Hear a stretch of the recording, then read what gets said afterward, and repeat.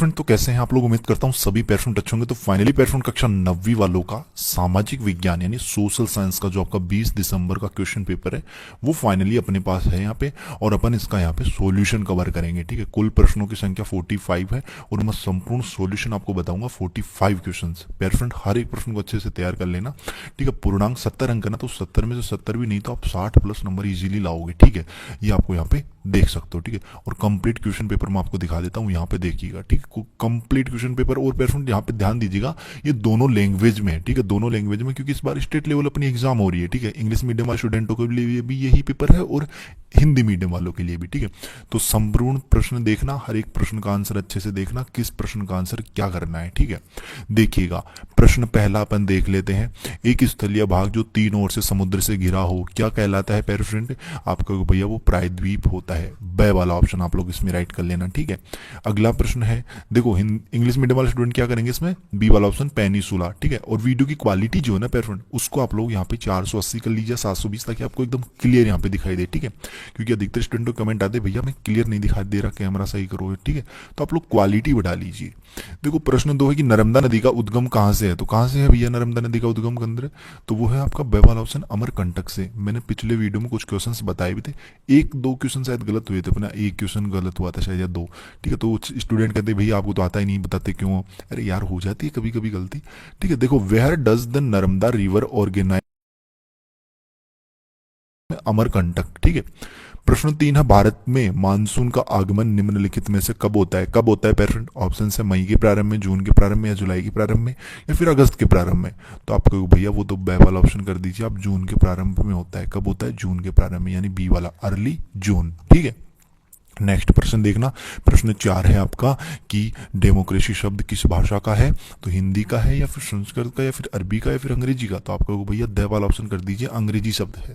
ठीक है, the word democracy is derived from which language? D वाला ऑप्शन इंग्लिश का है। प्रश्न 5 है कि दक्षिण अफ्रीका में गोरों के प्रभुत्व के खिलाफ संघर्ष का नेतृत्व किया किसने किया था? तो आपको भैया नेल्सन मंडेला ने किया था। ए वाला ऑप्शन बता दीजिए राइट, तो ए वाला कर लीजिए आप लोग। ठीक है, कि the fight against with supremacy in south Africa was led by, किसके द्वारा? Nelson Mandela. ई वाला ऑप्शन। ठीक है फ्रेंड, अगला प्रश्न देखना कि भारत में मतदान की न्यूनतम आयु वर्ष क्या है? तो आपको भैया वो तो 18 वर्ष है, यानी जब हम 18 वर्ष के हो जाएंगे तब हम वोट करेंगे। ठीक है, 18 वर्ष। डी वाला ऑप्शन 18 वर्ष। ठीक है फ्रेंड, नेक्स्ट प्रश्न देखना अपना 7वां प्रश्न है यहाँ पे कि रूस में प्रथम क्रांति हुई। रूस में प्रथम क्रांति कब हुई थी फ्रेंड? ऑप्शन है अपने पास 1905 ईस्वी में, 1917 ईस्वी में, 1947 ईस्वी में, फिर 1978 ईस्वी में। तो भैया देखो 1947 में तो अपना देश आजाद हुआ था, लेकिन 1905 में रूस की क्रांति हुई थी। ए वाला ऑप्शन आप लोग राइट कर लीजिएगा कि the first revolution in Russia took place in 1905। A वाला ऑप्शन। ठीक है, जर्मन संसद का नाम क्या है?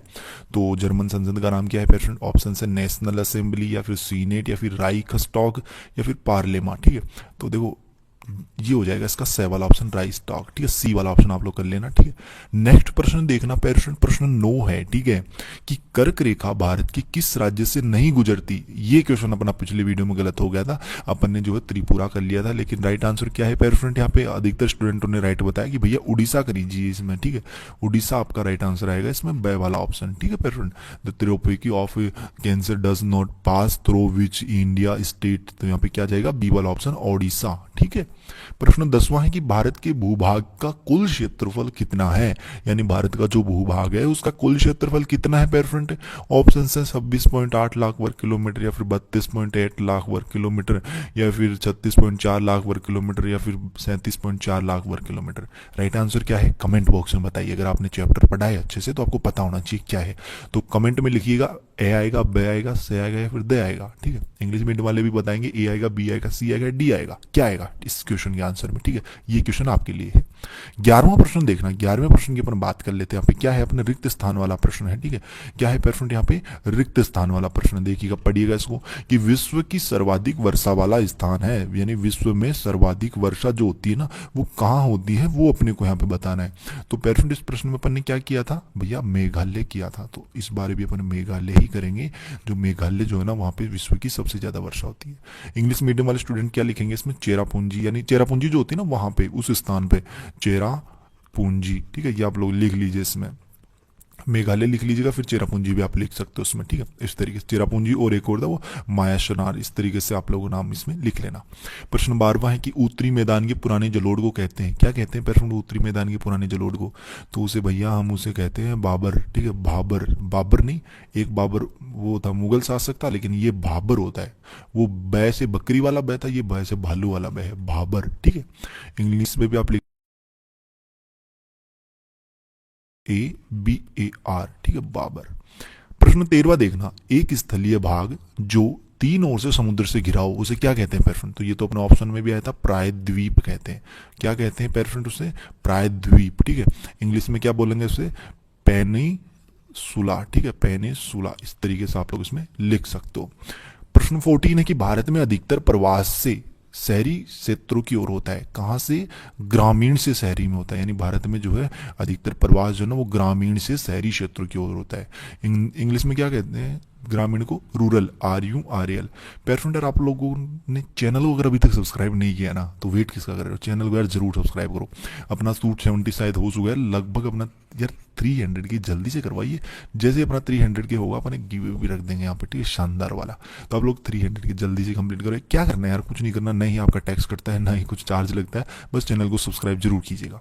और मैथ्स वगैरह की वीडियोस पे आपको जल्दी प्रोवाइड करवा दी जाएंगी, क्योंकि अधिकतर स्टूडेंट्स जो होते हैं ना क्लास में उनकी देखो SST हो गई, साइंस हो गई और मैथ तो अधिकतर स्टूडेंट मतलब 100 में से 90% तो मैथ हार्ड होती है सबकी। अगर और कई बार इसका उल्टा भी होता है कि 100 में से 90% लोगों की फेवरेट भी मैथ होती है कई बार, ठीक है। लेकिन अधिकतर तो हार्ड ही लगती है सबको मैथ, लेकिन मैथ को अपन ऐसी सरल बना देंगे ना आपके लिए, आप सोचते रह जाओगे, ठीक है। मतलब अपनी जो एग्जाम होगी ना पेरेंट, उसके बाद में भी आपको वीडियोस प्रोवाइड होंगे यहाँ पे मैथ्स के चैप्टर्स के सॉल्यूशंस, ठीक है। देखो प्रश्न 15वां है कि स्वास्थ्य एवं पर्यटन क्षेत्र में शामिल है, कौन से क्षेत्र में? सेवा क्षेत्र में, ठीक है। इसमें सेवा करना और इंग्लिश में कर लेना आप लोग सर्विस, SERVICE, सर्विस, ठीक है। प्रश्न 16वां है कि विश्व का सबसे बड़ा नदीय द्वीप है, कौन सा द्वीप है पेरेंट? नदीय द्वीप, क्या नाम है उस नदीय द्वीप का? तो उस नदीय द्वीप का नाम है माजुली द्वीप, ठीक है, माजुली, ठीक है। इस तरीके से इंग्लिश में कैसे लिखोगे माजुली? MAJULI। क्या इंग्लिश मीडियम वाले स्टूडेंट्स इस वीडियो को देखते हैं? क्या मैं आंसर तो बताता हूँ इंग्लिश में, क्या पता इंग्लिश मीडियम वाले देखते ही ना हो, लेकिन कमेंट बॉक्स में जरूर बताइएगा क्या इंग्लिश मीडियम वाले स्टूडेंट देख रहे हैं इस वीडियो को, ठीक है। कमेंट बॉक्स में जरूर बताइएगा, कहीं ऐसा होगी मैं बस आंसर बता रहा हूँ इंग्लिश, मेरे इंग्लिश का कोई देख ही नहीं रहा। रूसो द्वारा लिखित पुस्तक का क्या नाम है? रूसो द्वारा लिखित पुस्तक का क्या नाम है पेरफुंड? तो उसका नाम है पेरफुंड, आप लोग यहाँ पे लिखिएगा सामाजिक, ठीक है, सामाजिक अनुबंध, ठीक है, सामाजिक अनुबंध, ये आप लोग इसमें लिखिएगा। अब इंग्लिश में भी लिख देते हैं अपन अगर स्टूडेंट्स देख रहे हैं तो, दी, ठीक है, दी SOCIAL, social contract, the social contract, ये आपका इसका राइट आंसर रहेगा, ठीक है पेरफेंट। 18 नंबर का क्वेश्चन देखना, 18वां प्रश्न क्या है कि सर्वप्रथम रूसी क्रांति का झंडा कहां फहराया गया? कि where was the flag of the Russian revolution hoisted for the first time? तो पेरफेंट इस प्रश्न का आंसर जो है ना वो आप लोग यहाँ पे नोट कर लीजिएगा कि हिंदी में, सबसे पहले हिंदी में आंसर देखिएगा कि सर्वप्रथम रूसी क्रांति का झंडा पेट्रोग्राड में फहराया गया। अब इंग्लिश में आंसर लिख लीजिएगा कि the flag of Russian revolution was hosted for the first time in Petrograd, ठीक है। इस तरीके से ये आप लोग इसमें लिख लीजिएगा। अगला प्रश्न देखना प्रश्न नंबर 19 है सॉर्स, ठीक है।